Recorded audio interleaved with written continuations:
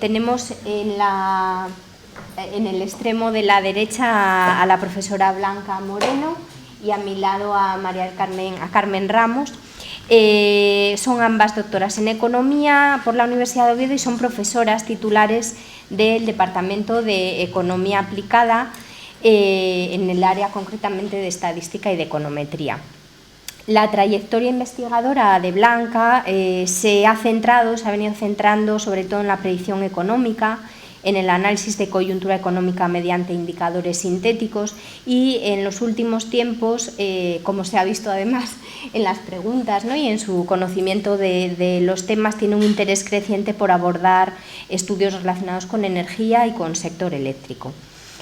Carmen tiene una trayectoria bien conocida ligada al análisis estructural basado en métodos input-output y ambas quiero destacar que son desde hace unos años investigadoras de lo que conocemos como Regiolab, es el Laboratorio de Análisis Económico Regional, que es un grupo de investigación que pues surgió en los últimos años dedicado al análisis económico regional y urbano.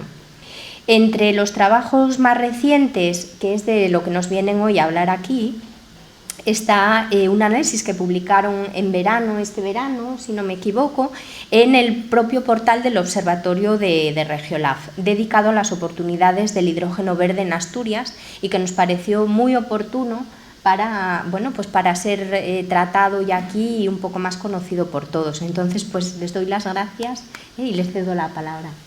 Nuestra charla se llama El impacto económico del hidrógeno verde en Asturias y tiene como propósito presentar las estimaciones sobre el efecto que tiene el desarrollo del hidrógeno verde en Asturias sobre la producción y el empleo en nuestra región. Estas estimaciones se basan en las predicciones sobre las inversiones en energías renovables y las infraestructuras eléctricas de la estrategia de transición energética justa en Asturias. Con este propósito, para llegar a este objetivo, la charla se va a dividir en 4 partes. En la primera vamos a presentar al gran protagonista, el hidrógeno verde, porque es verde y no es de otro color. Vamos a presentar la cadena de valor y darle la importancia que tiene como un vector energético de futuro. Después, dentro de esta cadena de valor, vamos a presentar algunos de los proyectos de hidrógeno verde que hay en nuestra región, centrándonos sobre todo en aquellos ligados a su producción y que va relacionado con la promoción de las energías renovables. En la tercera parte, pues Carmen va a tomar el relevo para explicarnos los resultados y la metodología que se ha empleado para utilizarla, que es la input-output. Y terminamos la charla con las principales conclusiones. Empezando por la presentación de nuestro personaje, el hidrógeno. ¿Qué es el hidrógeno? Bueno, para dar un poco de empaque a lo que voy a contar ahora, os diré que yo he sido tercer premio de la Olimpiada de Químicas en la Universidad de Cantabria. O sea, que os habla una autoridad en el tema. Entonces, el hidrógeno es una molécula que no se encuentra en yacimientos y se encuentra, es por procesos geológicos y para su extracción se necesita técnicas muy invasivas como puede ser el fracking. En ese caso, el hidrógeno se llama verde. Pero por lo general se encuentra en cantidades acompañado de otros componentes, como puede ser el agua o compuestos de carbono. Y entonces para su extracción se necesitan de diversas tecnologías. El hidrógeno se clasifica por colores de acuerdo con la limpieza para su obtención. Entonces, cuando se obtiene con hidrocarburos es el hidrógeno más sucio, por eso se llama hidrógeno negro, o sus diferentes vertientes, el gris o el marrón. El gris se obtiene a partir del gas y el marrón a partir del carbón. En cualquiera de estos 3 carbones, para su obtención, la emisión de CO2 es impresionante.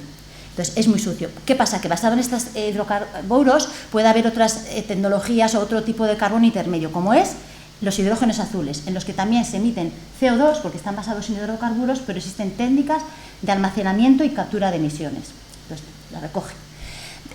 Hay otros hidrógenos de otros colores que están basados en la electricidad según se tenga de una u otra fuente. Por ejemplo, el hidrógeno rosa, sí, es el que se obtiene a partir de la electrólisis del agua a partir de la energía nuclear. Y luego está nuestro gran protagonista, que es el hidrógeno verde, que se obtiene a partir de la hidrólisis del agua con la electricidad procedente de las energías renovables. Estos no contaminan. Luego hay la paleta de colores del hidrógeno es inmensa. Por ejemplo, uno que me gusta mucho, que es el turquesa, porque se obtiene también a partir del gas natural, pero en este caso no emite CO2, sino que emite otro residuo que es el carbón sólido. Este puede ser un residuo o o utilizarse en otros procesos, ¿vale? ¿Cuál escogemos? ¿Por qué en Asturias hemos cogido el verde y no, por ejemplo, el rosa, que probablemente habría sido escogido en Francia? Bueno, eso depende de las triples hélices, o cada vez son más hélices, porque tenemos una balanza que no son 2 brazos, son muchísimos. Hay que fijarse pues, en la seguridad energética de la materia prima que empleamos. Pues probablemente el hidrógeno verde, como utilizamos energías renovables, pues tenemos recursos autóctonos. Entonces eso nos da mucha independencia energética, ¿no? Y, bueno, pero también hay que fijarse en la contaminación. Pues hombre, ya que estamos en Asturias, vamos a utilizar el hidrógeno marrón, que se obtiene de carbón. Ya, pero es que contamina tantísimo que no nos interesa por ese lado. Y luego también hay que fijarse en los costes. Entonces, la elección de uno u otro de otro u no hidrógeno depende de pues, esas balanzas. El caso es que nosotros en Asturias hemos apostado por el hidrógeno verde. Bueno, ¿cuál es ¿cómo se llama esto? ¿Cuál es su cadena de valor? Bueno, empezamos por la producción. Entonces, la producción se produce mediante un proceso de electrólisis del agua, que tiene moléculas de H2, hidrógeno y oxígeno, en el que se inyecta electricidad procedente de las energías renovables. Entonces, mediante una corriente continua se produce la disociación de esos 2 átomos y aparece el hidrógeno verde. Este hidrógeno verde después se almacena y se transporta.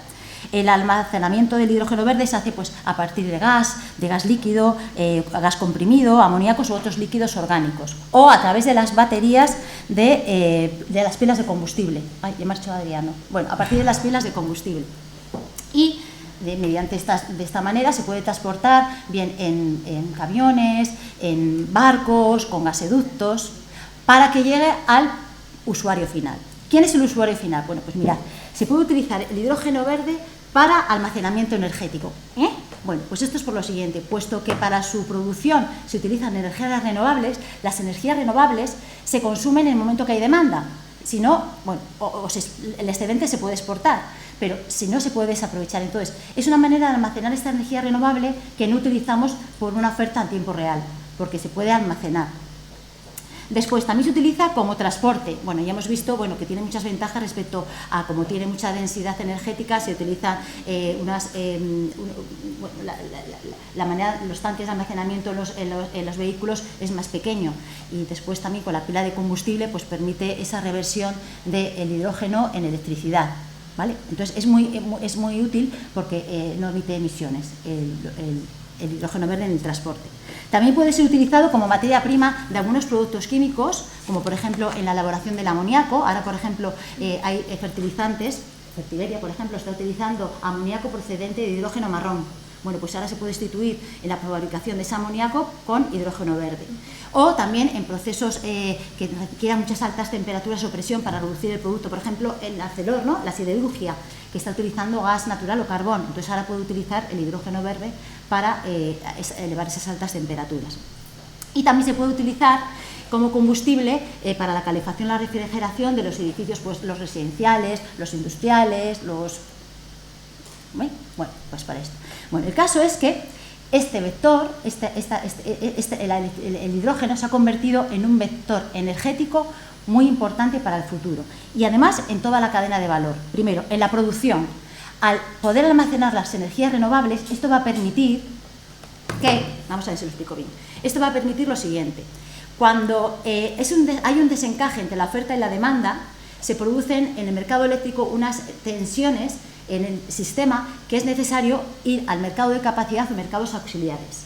Es decir, son generaciones que de repente necesitamos un poco más de electricidad aquí, pues entonces se producen esos mercados. Bueno, al poder equilibrar esa oferta y la demanda, acumulando la oferta de renovables a través del hidrógeno verde, se puede estabilizar más los precios. Entonces esto da más seguridad energética, aparte de que puede generar unos precios más bajos, que es importante para la competitividad de las empresas. Bueno, en el transporte, bueno, pues también hemos visto que da mucha seguridad en el sentido de que las emisiones son 0 emisiones, el transporte con el hidrógeno verde. Respecto a la materia prima, pues lo que hemos dicho, eviten las emisiones en productos, por ejemplo, siderúrgicos, que son altamente contaminantes. Y respecto al combustible, lo mismo. Por eso se está apostando muchísimo en este vector energético. Y prueba de ello es la cantidad de políticas energéticas que hay ahora en este ámbito, como por ejemplo la hoja de ruta del hidrógeno verde en el Gobierno de España, que está bajo el amparo de otras políticas más comunitarias. Bueno. El caso es que, asociados a esta cadena de valor, existen diversos proyectos en Asturias. Voy a explicar solamente algunos, ¿vale? Por ejemplo, en la producción está el proyecto Nordes, que está estudiando la creación de electrolizadores, ¿cómo se llama?, de electrolizadores alcalinos. Entonces, esto entra dentro de la cadena de valor de Asturias porque esos electrolizadores se fabricarían en Asturias. En el almacenaje y transporte es conocido el hidroducto H2Med, que va a conectar a la península ibérica con a Alemania, Francia e Italia, y se va a convertir en un corredor verde en nuestra península. Y esto es muy importante porque el Musel es un punto de salida en los hidroductos que se van a generar, y además pone a la gasificadora del Musel en un punto muy importante en toda esta cadena de valor. Respecto a los usos, tenemos el proyecto HyDeal España, que forma parte de un proyecto mucho más ambicioso que es el HyDeal, y es el gran megaproyecto que existe actualmente a nivel europeo. Este HyDeal va a suministrar de hidrógeno verde a ArcelorMittal y a Fertiberia. Claro, lo importante sería poder conectar toda la cadena de producción, toda la cadena de valor, que se quedara toda en Asturias, ¿a que sí? Bueno, pues precisamente sí que hay proyectos integrados, y además muchos de ellos sí que aprovechan esa cultura o esas infraestructuras energéticas que ya tenemos. Así tenemos, son lo que se llaman valles energéticos. Tenemos el Asturias H2 Valley y el H2 Soto, bueno, que básicamente lo que hacen es generar mediante electrolizadores esa energía eléctrica, y bueno, pues por ejemplo Asturias H2 Valley va a suministrar hidrógeno a Dupont y a Tudela Beguín. H2 Soto va a generar, aparte de va a poner almacenadores, que mal les lo digo, almacenamiento de H2, recargas para vehículos o para la sostenibilidad basada en H2. Quiero decir que estamos aprovechando toda la cadena de valor. Pero ¿qué pasa? ¿Qué pasa con estas cadenas de valor? Que se quedan muy pequeñas. ¿Por qué? Porque, por ejemplo, el HyDeal España, que es un gran megaproyecto y que sería ideal que pusiera HyDeal Asturias, bueno, pues va a suministrar hidrógeno verde a través de los paneles solares o de la electricidad generada en Castilla y León. Porque un problema que, bueno, ya lo comentaba antes de las energías renovables es que tienen mucha, la capacity factor, que no es el término en español, es el factor de conversión a electricidad, es muy pequeño, entonces necesitan, claro, muchos megavatios de capacidad instalada para que suministren la electricidad, porque una cosa es la potencia y otra cosa es la electricidad generada. Bueno, eso es una cosa de términos, son muy sutiles, pero habría que saberlos, pero paso. El caso es que lo ideal para tener estos megaproyectos o estos valles de hidrógeno, aprovechando más la cadena de valor en Asturias, entra por tener proyectos para la producción de energías renovables. Y eso es algo que tenemos que potenciar en nuestra región. Es verdad que del año 2015 al 2022 la potencia de las energías renovables instaladas ha aumentado del 13% al 21%. Pero puesto que estamos ahora incentivando y viendo el potencial del hectárea energético del hidrógeno verde, sería ideal potenciar estas energías renovables para la producción. Y existen proyectos. De hecho, dentro de la transición energética justa en Asturias, está programado para 2030 un aumento de la potencia instalada para la eólica terrestre y la eólica marina. De hecho, ya hay proyectos basados en la eólica marina para la producción del hidrógeno, que es la iniciativa de Green Crane, que es una iniciativa llevada a cabo por Naturgy y Energas, donde van a generar un parque eólico marino flotante de 250 megavatios y otro terrestre de 100 megavatios. El objetivo es surtir de hidrógeno a la siderurgia de la región y la industria naval. Bueno, entonces aquí estamos viendo que un potencial para para generar hidrógeno verde es incentivar las energías renovables. Esto va a generar, la creación de hidrógeno verde va a potenciar el empleo y la producción en nuestra región. Probablemente, vamos a verlo, lo vamos a dejar en interrogación, ¿no? Entonces, nuestro propósito ha sido estimar ese efecto de estos impulsos a las renovables para la creación del hidrógeno verde y las infraestructuras, para estimar cuál es el efecto del empleo y la producción de la región. Para eso hemos utilizado la metodología Input-Output. La metodología Input-Output describe todos los engranajes de una economía, en este caso de la economía regional. Entonces, el problema que tenemos para poder llevar a cabo estas estimaciones es que estas tablas, que son las que vamos a utilizar, porque son sobre las que se basa la metodología input-output, están en unidades monetarias y nosotros todos los proyectos que tenemos basados en renovables están por megavatios. No es que no tengamos la información en euros, es que muchas veces esa información no es oficial y nosotros los investigadores utilizamos información oficial, la que está disponible oficialmente. Entonces tenemos que utilizar pues, las que haya publicada en organismos oficiales. Bueno, ¿cómo pasamos de megavatios hora que vamos a utilizar para la estimación de estos efectos a millones de euros? Bueno, utilizando información del Plan Integrado de Energía y Clima del Gobierno de España.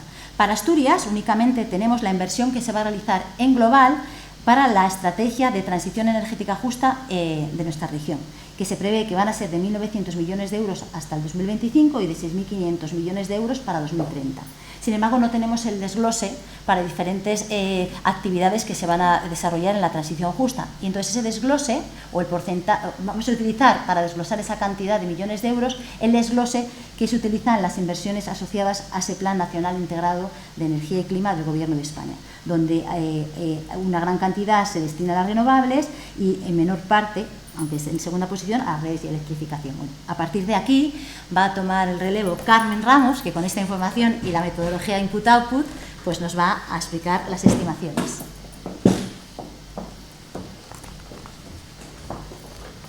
Bueno, muchas gracias, Blanca.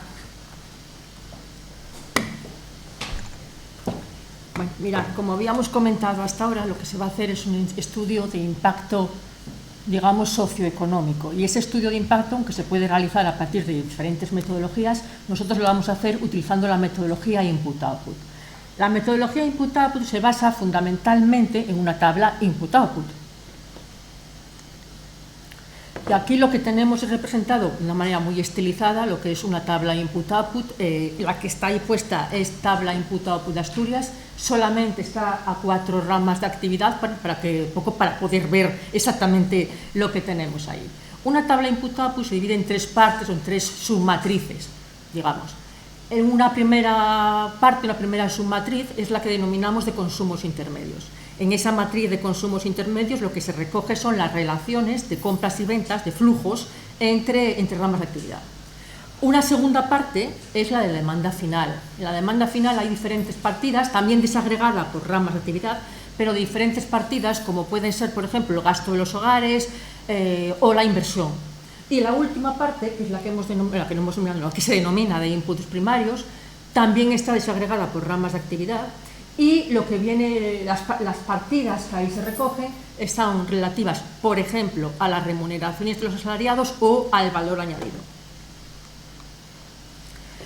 Para hacer este estudio de impacto vamos a usar modelo de demanda, modelo de input-output por el modelo de demanda, que es la expresión que tenemos ahí recogida, donde X representa la producción, Y representa la demanda final, y vemos que hay una matriz inversa, la parte que tenemos ahora ahí marcada, que es lo que se denomina la inversa de Leontief. La inversa de Leontief es una matriz muy útil porque es una matriz de multiplicadores. Es decir, los elementos de esa matriz lo que nos dicen es cuánto tiene que crecer la producción para hacer frente a un aumento en la demanda. Por eso, bueno, es bastante útil y muy intuitiva. En concreto, en este trabajo lo que vamos a hacer es un análisis de impacto en tres partes, digamos. Una primera parte que es un estudio de impacto sobre la producción, un segundo que sería el estudio de impacto sobre el empleo y el tercero sobre el valor añadido. Lógicamente de ese modelo de demanda que tenemos ahí recogido se desglosan pues, otros modelos similares o otras expresiones similares. La primera de ellas, la que nos da el impacto en la producción, es básicamente, se deriva de la primera que he mostrado, del modelo de demanda.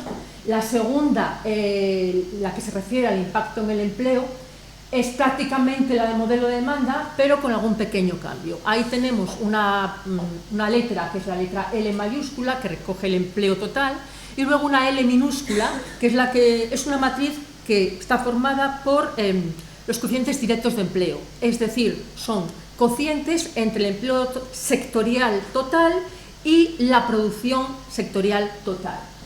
Y por último, la ecuación que vamos a utilizar para determinar, para calcular el impacto sobre el valor añadido, es la última que tenemos, veis que aparece una V mayúscula, eso es el valor añadido total, y la V minúscula es otra matriz que está formada por coeficientes directos de valor añadido, es decir, cocientes entre el valor añadido total, sectorial total, y la producción sectorial total. Bueno, pues como os decía al principio, el modelo input-output se basa sobre una tabla de input-output. Y aquí lo que tenemos es la última tabla input-output publicada para Asturias, que bueno, es un pequeño trozo, porque esta tabla está, como tenemos ahí arriba, como se ve, es desagregada en 66 ramas de actividad. ¿Y qué ocurre? Nosotros queremos ver el impacto de la producción de hidrógeno verde. Y directamente no hay ninguna rama en la tabla que recoja ese hidrógeno verde. Entonces hemos tenido que hacer, como ya nos comentó antes Blanca, hemos tenido que hacer alguna estimación. Como también comentó antes Blanca, la producción de hidrógeno verde se basa fundamentalmente en energía eólica y los electrolizadores, y además conocemos también, tenemos la información del reparto por conceptos de las inversiones del Plan Nacional Integrado de Energía y Clima. Ahí tenemos, y en dos escenarios, que no lo había comentado, en dos escenarios, escenario tendencial y escenario objetivo. Además, suponemos una inversión de 1 millón de euros. Entonces, con este supuesto de 1 millón de euros, hemos puesto uno, pero es un supuesto, el millón de euros de la inversión, el reparto que se lleva a cabo tanto en renovables como en redes de electrificación. La tabla, esta información la enchufamos en la tabla input-output, aplicamos las fórmulas que antes vimos y tenemos una serie de resultados, que es lo que voy a comentar a continuación. Mirad, lo primero que tenemos ahí es el impacto sobre la producción. Hemos puesto solamente las ramas que experimentan un mayor impacto, porque obviamente hay muchas más ramas, hasta 66 que vimos antes. Aquí tenemos solamente recogidas algunas primeras, las 7 primeras. Como veis, además, como es lógico también pensar, las ramas que mayor incremento en su producción van a experimentar son las que están directamente relacionadas con la producción de hidrógeno verde, que son energía eólica y material eléctrico, como acabamos de comentar. Entonces, mirad, en esta tabla viene el impacto en euros anual sobre la producción de 1 millón, 1 millón de euros, quiero decir. Además de estas dos ramas, energía eólica y material eléctrico, que son las directamente relacionadas, hay otras ramas que indirectamente también se benefician de esta inversión en hidrógeno, como son la metalurgia, transporte terrestre, fabricación de productos metálicos, construcción y servicios financieros. Digo estas porque son las primeras que tenemos, Además hemos calculado el impacto total en la economía, que tenemos ahí recogido. Siguiendo un poco más, hemos calculado el impacto sobre el empleo. Como veis, el impacto sobre el empleo es pequeño. En lo que tenemos ahí es impacto anual sobre el empleo, pero los números que hay ahí son personas. Entonces, veis que el impacto sobre el empleo no es excesivamente grande, es más pequeño. Las ramas que más se han beneficiado de ese impacto, de esa inversión, son la material eléctrico y energía eólica, y a su vez veis que la energía eólica, esa rama de energía eólica, el empleo se desglosa en dos, uno que sería operación y mantenimiento y otro construcción. El empleo en construcción es superior al empleo en operación y mantenimiento, pero sin embargo el empleo en construcción, es puntual, es el momento que se construye pues el parque, se construye una vez, pero lo que se mantiene a lo largo del tiempo es el empleo en operación y mantenimiento. Lógicamente un parque eólico requiere siempre, a lo largo de toda su vida, operación y mantenimiento. Pero insisto, las cantidades que nos han salido, el empleo no es elevado. Y ya por último, el impacto sobre el valor añadido. De nuevo, lo que tenemos son hemos presentado 5 de todas las ramas. De nuevo vemos que, obviamente, como todo el mundo sabe, como todos podríamos pensar, el mayor impacto lo experimentan las ramas más directamente relacionadas con la producción, energía eólica y material eléctrico. Pero también es cierto que hay otras ramas que se benefician, aunque sea en menor medida, como son transporte terrestre, servicios financieros o metalurgia, entre otras. Y por último hemos calculado también el impacto local en la economía de esta inversión. Y ya concluimos con las conclusiones que el H2O, el hidrógeno verde es una alternativa que da salida a la capacidad de las renovables, como ya comentó anteriormente, había comentado Blanca. La metodología que vamos a aplicar aquí es la metodología input-output. Hemos calculado impactos en empleo, impactos en valor añadido y en producción. Los sectores que presentan mayor impacto en producción y valor añadido son energía eólica, material eléctrico, metalurgia, transporte terrestre y servicios financieros.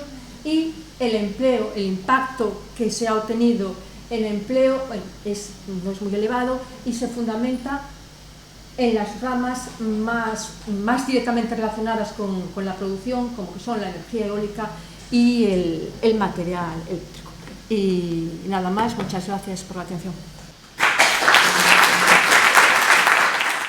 Entonces yo quería plantearles como mínimo dos cuestiones, bueno, sobre todo a Blanca, que nos explicó muy bien para los que somos desconocedores de esas, un poco no solo hablar de las ventajas del hidrógeno verde, sino también un poco si ella ve, dónde ve los cuellos de botella o dónde ve las limitaciones y los problemas, ¿no? Yo personalmente, si me permitís ahora un poco a la vista de los resultados, ¿no? Dado que se ve que va a ser extremadamente dependiente de la energía eólica o de la capacidad de producción eólica, y además va a ser sobre esa rama sobre la que va a concentrar sus efectos, pues no sé, ahí me parece que tenemos un problema de capacidad ahora mismo en Asturias, porque la extensión de los parques en tierra está ya muy comprometida por las posibilidades es difícil seguir abriendo extensión a nuevos parques. Bueno, el Principado está en ello, pero no hay muchas zonas con buen viento y buena disponibilidad ya de recursos, ¿no?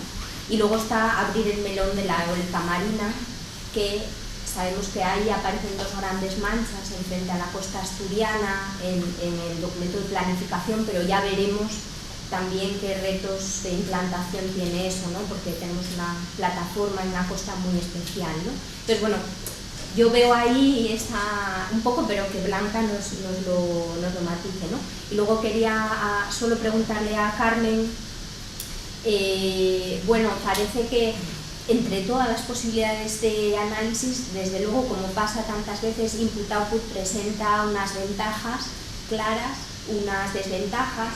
A mí se me ocurría, pensando también un poco en lo que fue mi tesis, bueno, si habéis valorado operar desagregando ramas, dado que ya sabemos que el hidrógeno explícitamente no está en ninguna, pero implícitamente por ahí anda, ¿no? O por ahí andan, y ya que ese melón lo abrimos hace años, a lo mejor el intentar partir de la desagregación de una o varias ramas aislando, ¿no? Bueno, no sé, es una reflexión. Entonces, nada, os doy.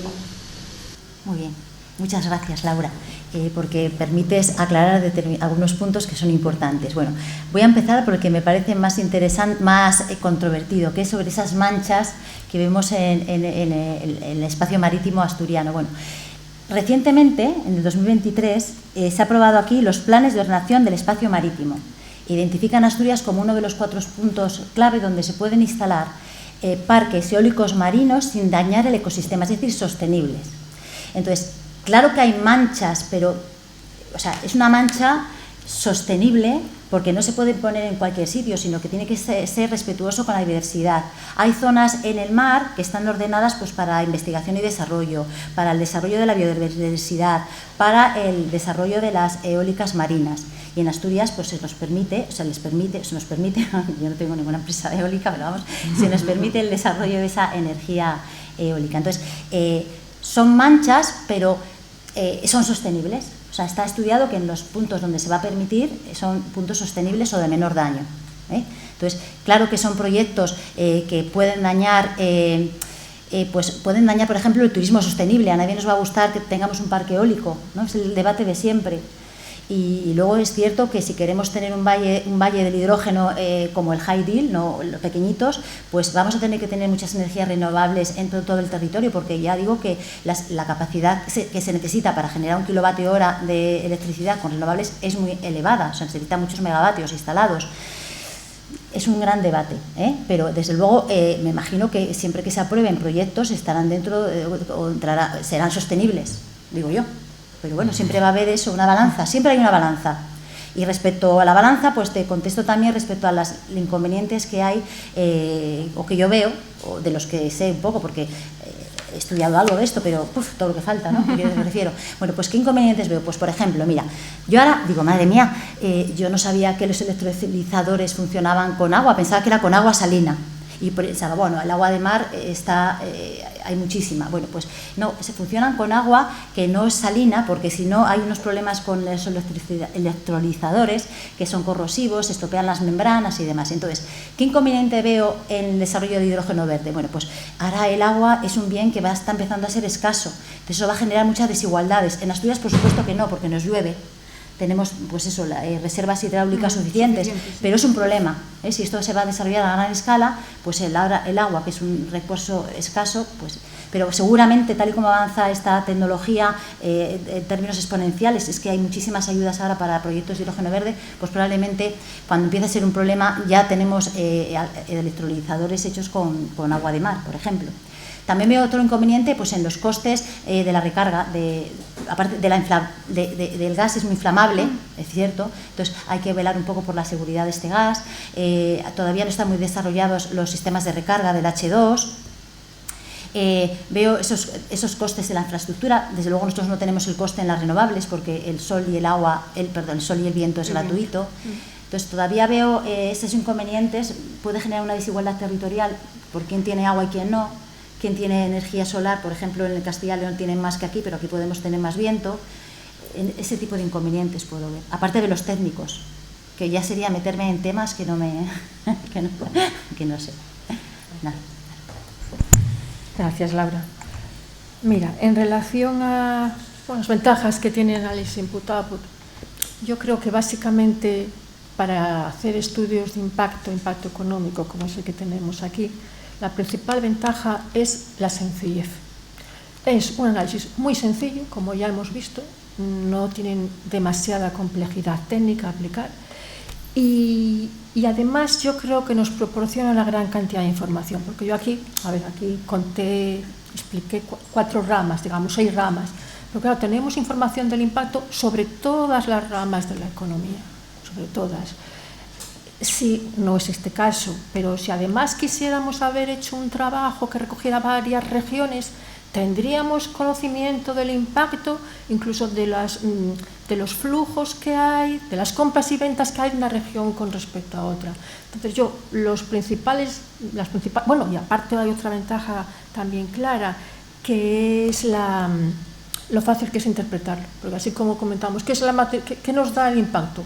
La inversa de Leontief. ¿La inversa de Leontief qué es? Una matriz de multiplicadores. O sea, es muy sencillo, muy sencillo y muy fácil la interpretación. Me comentabas también que haber desagregado, claro. O sea, vamos a ver. No desagregamos porque no teníamos información suficiente para hacer la desagregación de la rama de hidrógeno verde. Sí que tuvimos, porque sí que no lo conté para no entrar aquí en el detalle técnico, sí que desagregamos la energía eólica, que tampoco está, y separamos el material eléctrico del resto de, bueno, no me acuerdo exactamente del nombre de la rama, también desagregamos ese material eléctrico del conjunto. Pero lo bueno habría sido, como comentas tú, a poder aplicar método de Wolski o otro, sí. Tú pensabas en Wolski, claro, u otro, y haber desagregado el hidrógeno. ¿Pueden ser líneas a futuro? A futuros probablemente sí. La información oficial, exacto. A medida que se desarrolla la tecnología, que la información va a mejorar, sí. Y son metodologías que afinando, conforme también se afina la información que tendréis, se puede dar toda la vuelta que se necesita. Sí, ahora hay muy poca información, muy poca a nivel, ya bueno, un poco oficial, periódicos, noticias aquí, claro, y eso con eso no nos puede servir para hacer esto. Entonces estamos, eso sí, a largo plazo, o a medio plazo sí, pero ahora mismo nos falta esa información. Gracias. Una aclaración. Tenéis dos escenarios, uno era el tendencial y el otro el objetivo. No sé cuál es uno u otro, pero sé que el tendencial sería más alto siempre que el objetivo.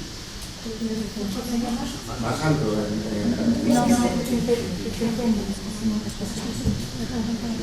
el tendencial, el PNIEC tiene dos escenarios, el tendencial y el objetivo. El tendencial es suponiendo que la economía va en 2017-18, esto es tendencial. Y es menor que el objetivo, porque el objetivo es, supongamos que vamos a lograr los objetivos que incluye el Plan Nacional Integrado de Energía y Clima. Entonces, el escenario objetivo da más refuerzo a las renovables y electrificación que el tendencial, tiene más dinero. El tendencial, supongamos que la economía va como va, o supongamos que requerimos más esfuerzos para lograr los objetivos de Europa 30-30, todos los objetivos que hay respecto a la reducción de emisiones y demás. Sí, es confuso, pero se llama así en el plan. Pero cuando llegas a los resultados sobre la economía, sobre la... Porque depende sobre qué rama sea el porcentaje. La total, dijiste. Total, dijiste. La última tabla. La última tabla. Esa.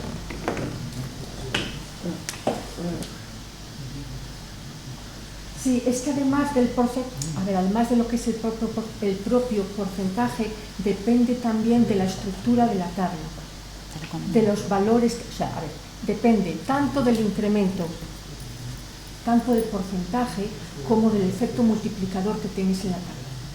Entonces, ahí se juega con las dos cosas.